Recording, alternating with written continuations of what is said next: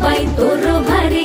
दिसते भारी गणपतीची स्वारी अन आला धादिस मामाच्या घरी मालवण चिपळूण सावंतवाडी माझ्या कोकण गावांचो दिमाग भारी